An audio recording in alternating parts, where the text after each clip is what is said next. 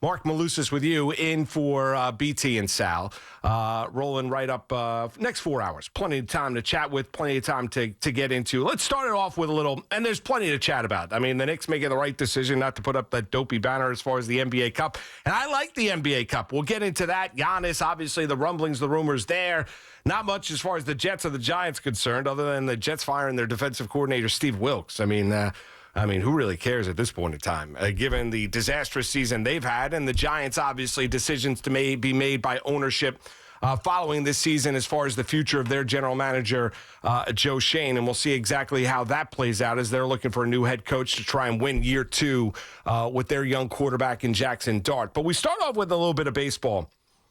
And, I've said it time and time and time again, as we've seen, and we'll get into the Mets, but we're kicking off a little bit of Yankee baseball here.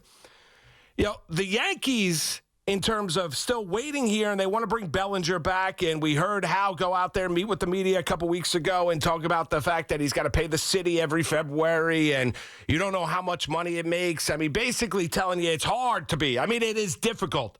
It is hard to be an an owner in Major League Baseball right now in terms of, you don't know how much money we're exactly making. I mean, it was one of the strangest. It was, and I said it at the time, on that Sunday following it. It was late in the week when he did it. I said at that time, if you're Hal Steinbrenner, somebody needed to pull the Zoom link basically 10 minutes into that conversation and basically say enough's enough. You're not helping out the cause here. And I've said it, the other aspect when you come to the Yankees is this. How much does it bother you? See, Cashman could go out there and tell Adam Ottavino and others, we're in it to win it. Either you want to be part of it, you want to be all in, and if you don't want to be all in, I can come to me and I'll fix it. Well, here's my question for the New York Yankees is, how all in are you? And it's a legitimate question. Because when you look at the Yankees, and you can talk about the fact of the return of Garrett Cole coming off Tommy John surgery, and the Yankees starting rotation is going to be really, really good, and they need to balance out that lineup, and they obviously would love to bring Bellinger back, and there's the rumors about Jazz Chisholm, even some concern about whether or not Anthony Volpe is going to be the Yankee everyday starting shortstop. That flew up 4 or 5 days ago. The issue when you look at the Yankees is this. The Yankees don't operate, and they haven't in quite some time, that their postseason failures bother them.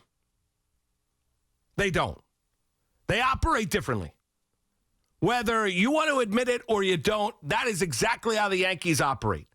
Yankee fans, and I had one come up to me during the course of, the 2 off seasons ago after they lost in embarrassing fashion to the Los Angeles Dodgers in 5 games and made the 3 errors in Game 5, basically telling me, well, it was a really good year. No, you lost.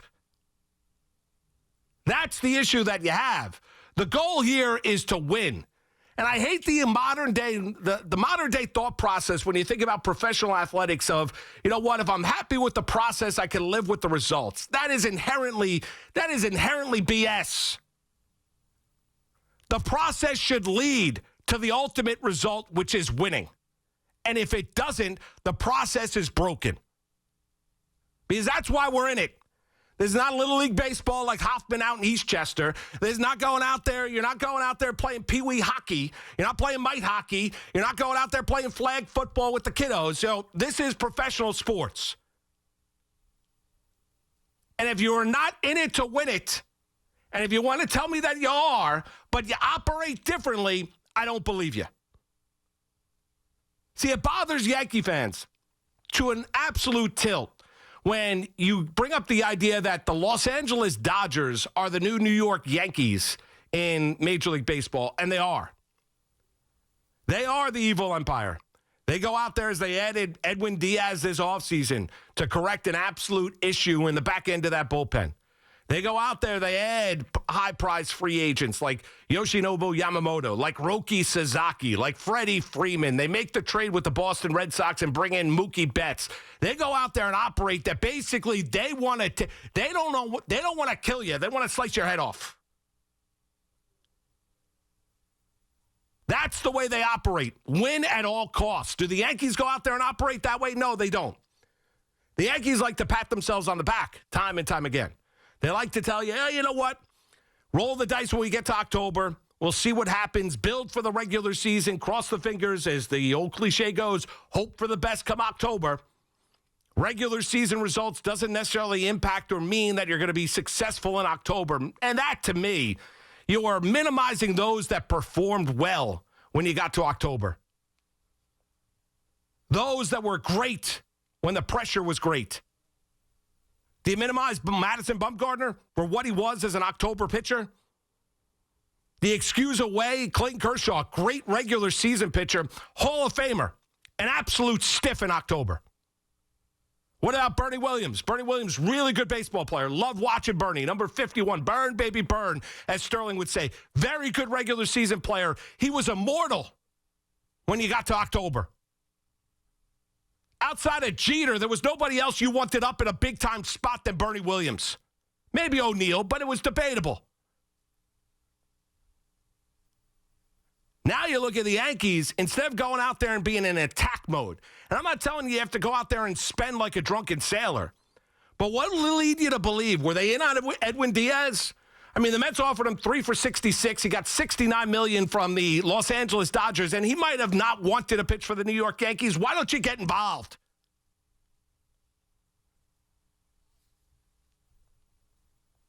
Because you think Bednar is just on the level of Edwin Diaz as a reliever, as a closer?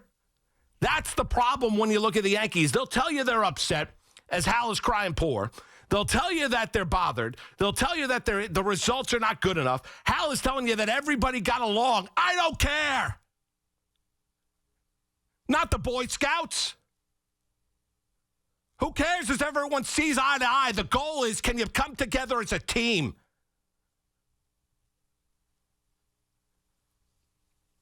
And the great ones do. That's the point. So as we've gone through here, and when the winter meetings have come and gone, and that has become an absolute bore fest, and that is a problem for Major League Baseball, right? But as the winter meetings have come and gone, and you're sitting here looking at this Yankee team, and you're saying, well, you know what? How exactly are we going to compete? The Orioles have gotten better. They added Alonso. We'll get to Stearns and the Mets here momentarily. But the Orioles have gotten a little bit better. You got the Toronto Blue Jays going out there, big game hunting, bringing in Dylan Cease. And then you got the Yankees. And maybe we'll trade Jazz Chisholm. Maybe we'll think about moving Anthony Volpe. Listen, Volpe was never a player that was going to be, if you want to make this argument, was never going to be compared to Ozzie Smith, Omar Vizquel as a defensive player, regardless of the position he played at. Yankees could tell me about the Gold Glove that he won rookie year. I don't care. You watch him on a day-in, day-out basis, he's not a sound defensive player. But what was going to set Volpe apart was going to be what he was offensively for the New York Yankees. That's it. And the evolution of the Yankees, regardless of Hal telling me how much they spend in player development, well, outside of Judge, who else you got? I mean, Dominguez can't field. Wells, outside of hitting the ball over the fence from time to time, can hit. And Duhar rotting away on the vine. Frazier rotting away on the vine. How about Greg Bird getting called out by, Yankee management because he was dealing with an ankle injury? Greg Bird, at one point in time, Cashman thought he was the best hitter in the entire Yankee system, pro and minors. He rotted away. You want to say injuries played a role? Fine. Injuries played a role. Nobody develops. I mean, who develops? You get frustrated because the Yankees, as an organization, used to look at themselves in the mirror. And I probably have never done this in my life and felt good about themselves. Looked at themselves and, you know what? Like a young Adonis. Like Schwarzenegger when he was putting out those videos, right? He was like, flexing this and that, right? All that kind of stuff. It was the Yankees and everybody else. Now you listen to the Yankees, and it's like they've got rabbit ears. Years ago during the pandemic, remember they wanted to be like the Rays. Now they're scared to death about being being compared to Los Angeles Dodgers. You had Boone during the course of the regular season saying that the team needs to be more multiple like the Toronto Blue Jays. They're scared to death of Cohen. Unfortunately, Stearns has taken away the money from Cohen, but They're scared to death of Cohen and his $23 billion across town in Queens. And instead of the Yankees being out there proud as a peacock, and be like, you know what? We're the big bad New York Yankees. We're worth, $8-9 billion, whatever the valuation is in 2025, late 2025, early, going to soon be early 26. The Yankees aren't happy with themselves. They're constantly looking over the shoulder. I'd like to bring payroll down. I have to pay the city $100+ million every single February. Just because we're pulling in $750 million doesn't mean that's pure profit. You don't know the expenditures that we spend every single year. We spend more money than any other team, than every other team in Major League Baseball on player development. Okay. Maybe that needs to be reassessed. Like you brought in the analytics department to analyze the Yankee analytics and how they use analytics last offseason. Maybe the Yankees need to take a look at that as well. Because ultimately, and this comes from a place of love. Place of love. I used to show up as a kid at the old stadium in the Bronx, with my dad, my mom. I had birthday parties there on a Friday night, sitting in the upper deck. Nobody was there. Steinbrenner at the time threatening to move the team to Jersey. And the Yankees always finishing in second. Had good teams, had stars. You had Mattingly, you had Whitfield, you had Jack Clark, who they brought over from St. Louis. Guy I love, God rest his soul, Ricky Henderson. Made some terrible trades, but still, they were an entertaining team. So this comes from a place of love, comes from a place of frustration when I talk about where the Yankees' mindset is right now. It's okay. Just tell me. Second place is good enough, or making the playoffs is good enough. As you walk into the new Yankee Stadium, and it's that, what do they call it? The Hall of Heroes, whatever it's called. Remember, what's the new stadium? What's it called? Great Hall. The Great Hall, right? And you have the heroes of the past, and you have Ruth and Garrick and DiMaggio and everything, right? This organization was built on championships, right? The legends of the game. This is the place where legends played. All of that, right? Well, it's legends. Yeah, I agree with you. Oh, is that my Uncle Pete's in Astoria, Queens growing up, hearing about the great Mickey Mantle and Joe DiMaggio, and my dad and my Uncle Pete used to go to the old stadium in the Bronx and everything like that. Yes, I agree. That's why I became a Yankee fan. But it was also built on championships.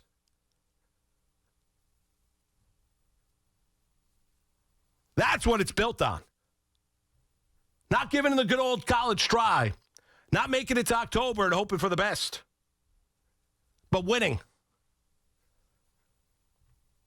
So I ask you, how much does it really bother the Yankees when you've seen their approach up until this point? Now, the offseason's not done. We haven't even rung in 2026 yet. Cody Bellinger is still out there as a potential, free agent ad. A guy who fit the Yankees to a T, to an absolute T a year ago.